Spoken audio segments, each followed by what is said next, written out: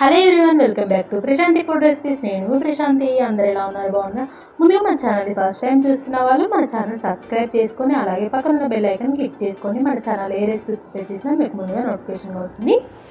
ఈరోజు రెసిపీ వచ్చేసి దోశ రూల్ అండి. ఈ రెసిపీ ఎంతమందికి ఇష్టమో కామెంట్ బాక్స్లో కామెంట్ చేయండి. ఇది చాలా అంటే చాలా హెల్దీ అండి. ఇది బాలింత దగ్గర నుంచి నార్మల్ పీపుల్ అండి అందరు అంత ఇష్టంగా తింటారండి. అంత బాగుంటుంది టేస్ట్. ప్రాసెస్లోకి వచ్చేద్దాం. ముందుగా దీనికోసం ఇలా ప్యాన్ పెట్టుకోవాలి. దీంట్లో ఆయిల్ హీట్ చేసుకోండి, కొంచెం వేసుకొని. తర్వాత తగినండి పోపు గింజలు. ముందుగా దోశ రూల్ని మనము ఇవి ఎండకు పెడతారండి. దోసకాయలు ఉంటాయి, వాటిని కట్ చేసి 1 డే మొత్తం ఎండలో పెట్టేసి ఒక 2-3 days దాకా అలా ఎండలో పెట్టి తీస్తారండి.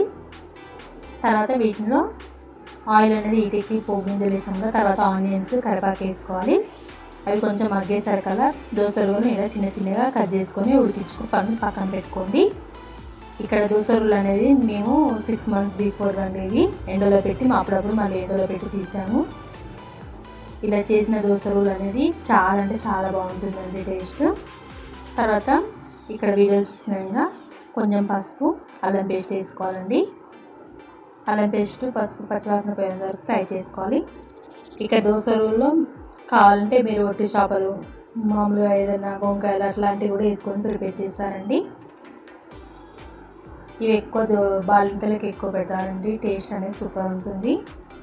ఇక్కడ నేనైతే నార్మల్గా ప్రిపేర్ చేస్తున్నాను. ఈ టైప్ అయితే అందరు తింటారండి ఇలా ప్రిపేర్ చేసి.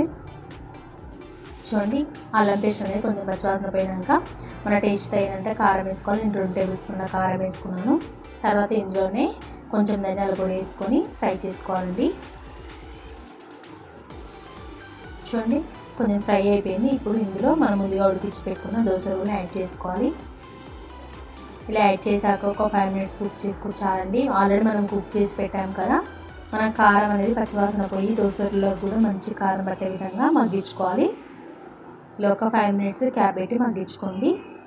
చూడండి, ఫైనల్గా ఆయిల్ అనేది పైకి తేలుతుంది. కర్రీ అనేది కంప్లీట్ అయిపోయినట్టేనండి. ఇలా మధ్య మధ్యలో కలుపుకుంటూ ఉండండి. చూడండి, ఎండింగ్లో కొంచెం ధనియాల పౌడర్ వేసుకోవాలి. వేసుకొని ఒక్కసారి కలుపుకోండి. ఒక 2 minutes ధనియాల పొడి కూడా ఫ్లేవర్ అంతా పట్టే విధంగా ఉంచండి.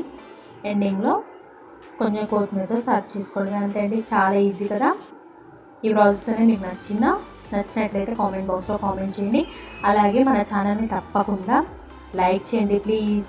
మీరు చేసే ఒక చిన్న లైక్ అనేది మన ఛానల్కి ఎంతో మోటివేటింగ్గా ఉంటుందండి. మీలాంటి ఎంతో యూజర్స్, సబ్స్క్రైబర్స్ అందరు ప్రతి ఒక్కరు సపోర్ట్ చేయండి ప్లీజ్. ఇట్లాంటి వీడియోస్ కోసం మన ఛానల్ని సబ్స్క్రైబ్ చేసుకొని సపోర్ట్ చేయండి. Thank you for watching.